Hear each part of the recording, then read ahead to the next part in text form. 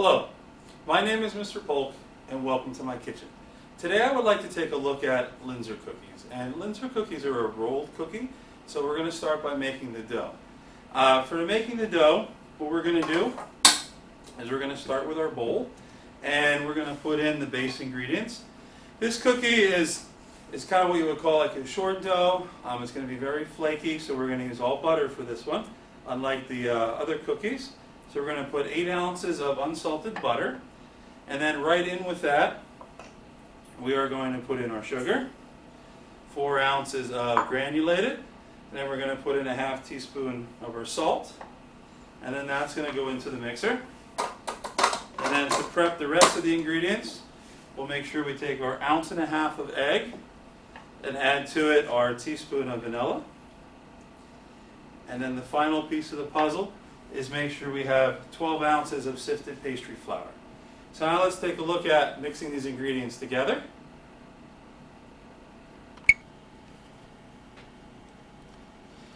So now we want to take a look at mixing all of our ingredients together. So I have in the mixing bowl from before the fat, the sugar, and the salt. And again, your mixer has 0 through 10 for a reason. You want to work your way up. We'll start on stir. We'll jump to 2, 3, and 4. Once we feel it's incorporated, we watch the clock. It's important that we mix for 30 to 45 seconds. Okay, we don't want to overmix, we don't want to undermix. We don't want to not incorporate the ingredients, but at the same time, we don't want to incorporate too much air.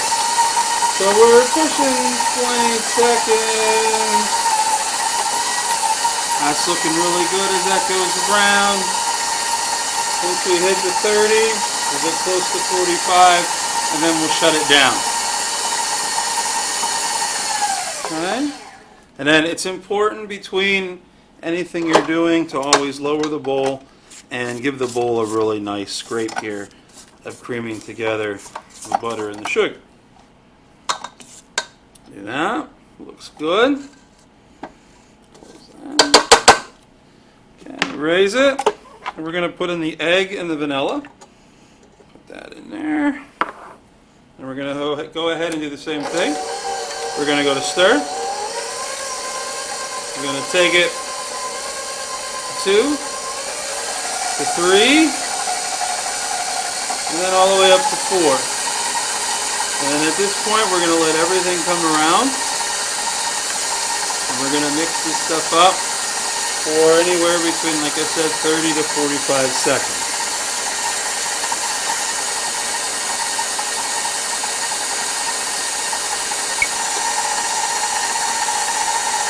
Okay, we're just about done here with the 45.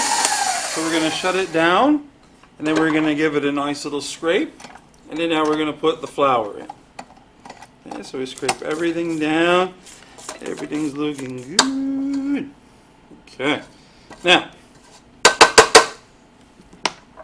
flour, remember we don't want to overdevelop the gluten because once the gluten reacts with the liquid, it starts to form the strands. We have it on stir. What we like to say is we like to do about 1/3 of the flour. And you don't have to weigh it or measure it, you just kind of guesstimate 1/3. And then I wait till it's maybe halfway or so incorporated. You don't want to wait till it's all incorporated because then that original flour is going to overmix. Then we throw in another 1/3 or a little bit more there. And then as we start to wind down, we're looking for the flour to look incorporated. And it should start to be forming a ball of dough. And then we go with the rest of the flour. Now this is going to make a very soft ball of dough as you're about to see. And what you want to do is just bring it together, as you can see here, till it pretty much just starts to form a ball. And at that point, right about now, is where I'm going to shut it down, and then I can combine it and turn it into the shape that I want.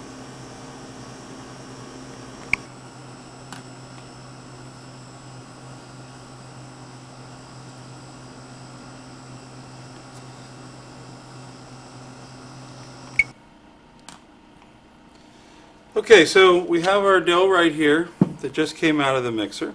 So what we want to do is just sort of gather it all together, all right, form it into a ball. And then once we do that, we want to put it onto saran wrap. Because here's the thing, this is what, like I said before, it's called a short dough.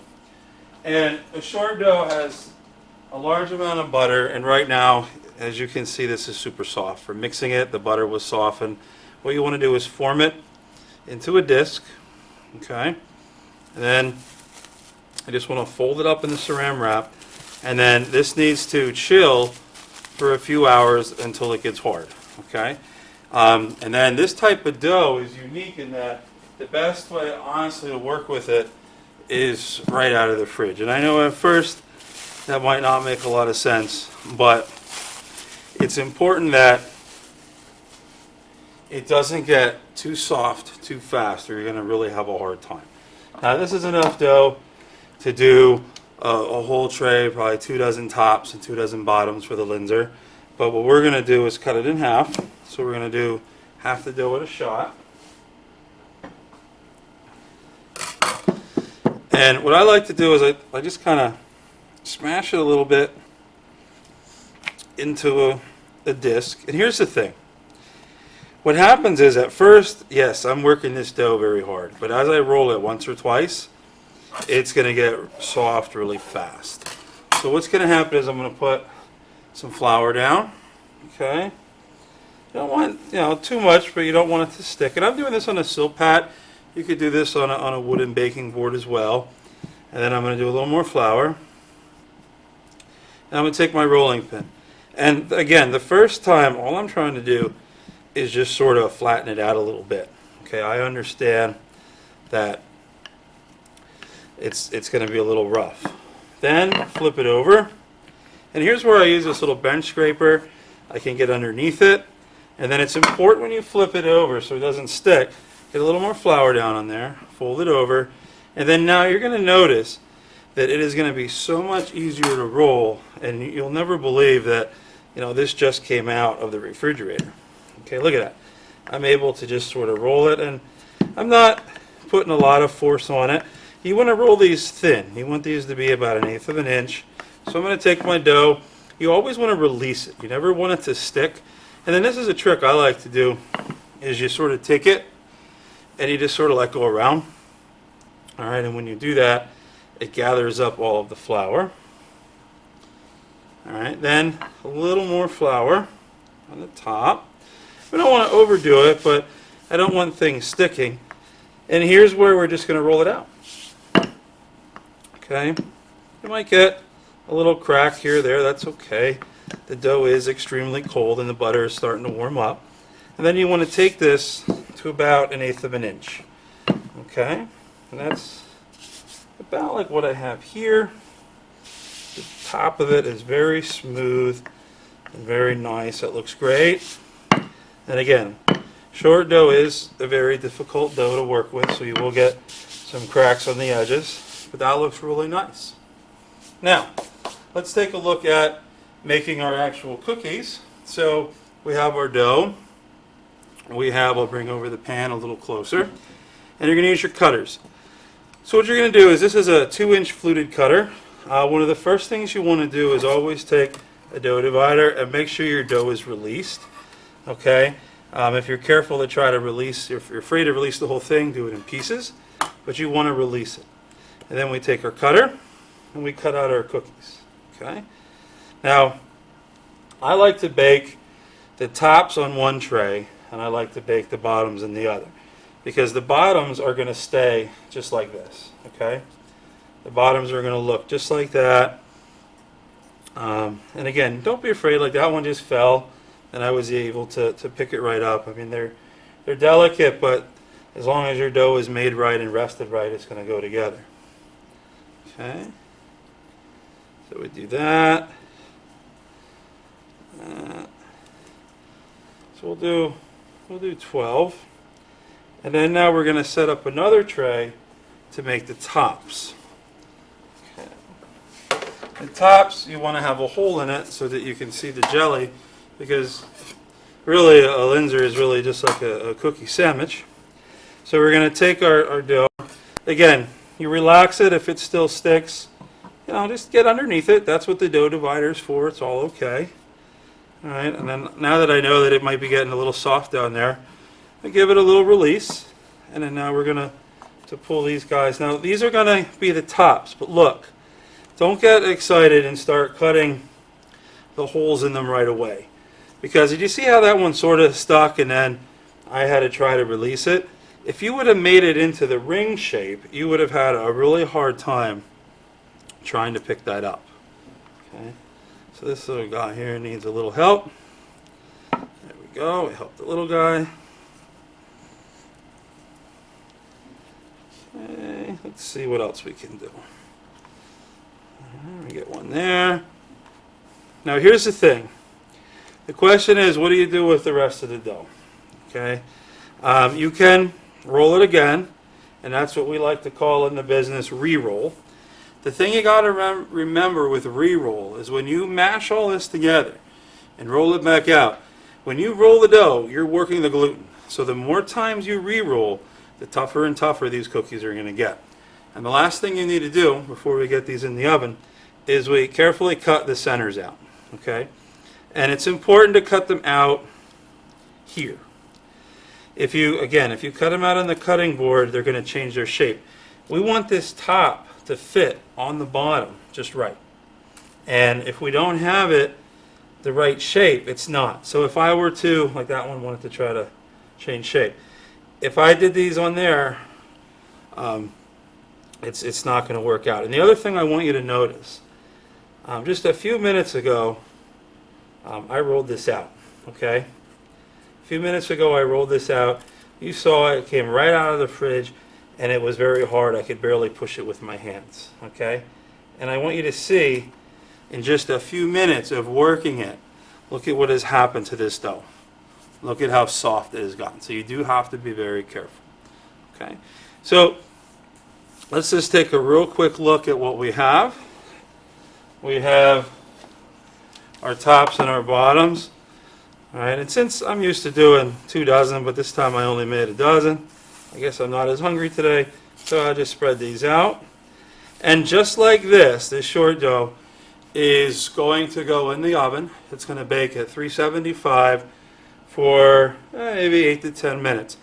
And this is a really good recipe to use as a short dough. If you wanted to make a small little fruit tart or something like that, this would be the dough to use. So let's get these guys in the oven.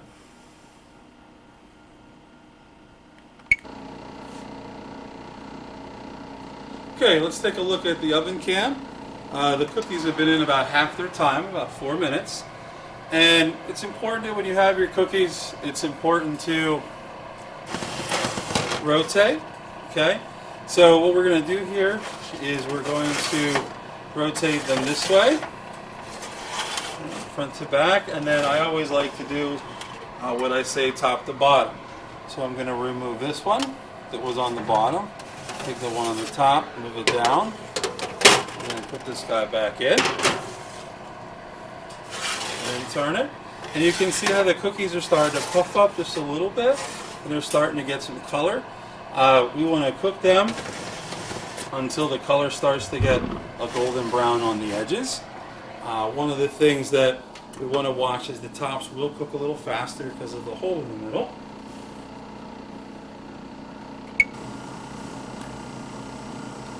Okay, it's been closer to 9 minutes, so let's take a look at our cookies in the oven cam here. We open this up, the bottom ones. These are the bottom ring. These are the tops. These look great. You can see they're starting to get just a really nice little golden color on the edges there. Okay, so these look really great in the oven cam. We're going to take these out, and then let's check the top. So on the top shelf, we had the bottoms. These could use maybe just another minute, so we're just going to let those in. As soon as they get just a touch more golden, we're going to take them out. So we're good to go.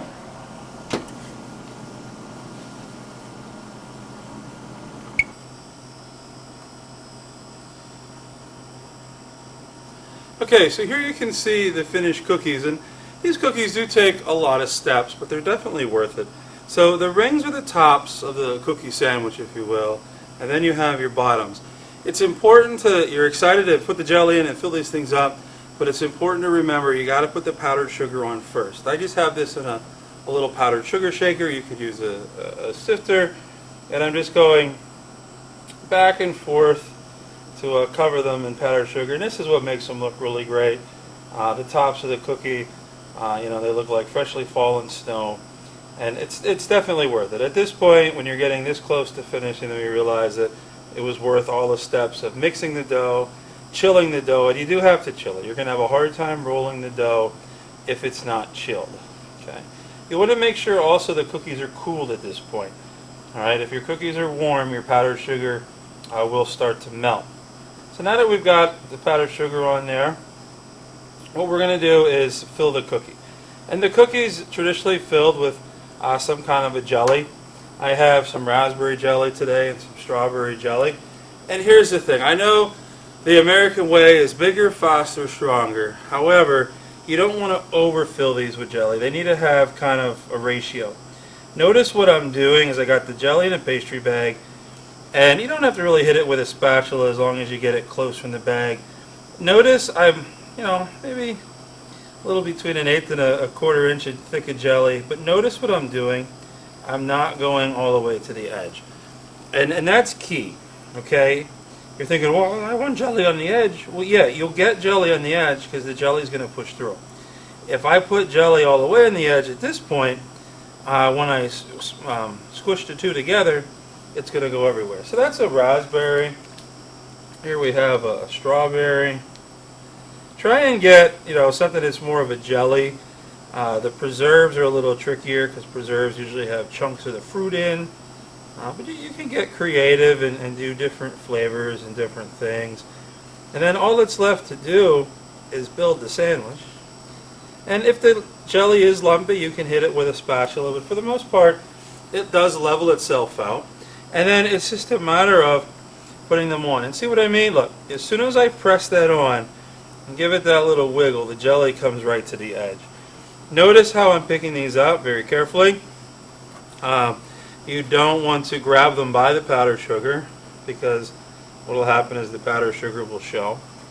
And here you can see what the Linzers look like when they're finished. So again, a cookie like this is a labor of love, but it's a very good cookie, and it's something that if you're making a cookie tray for people, it definitely looks really sharp, and it's like, wow, you really made these. Okay, so at this point, we got them all done. So let's take a look at our final product.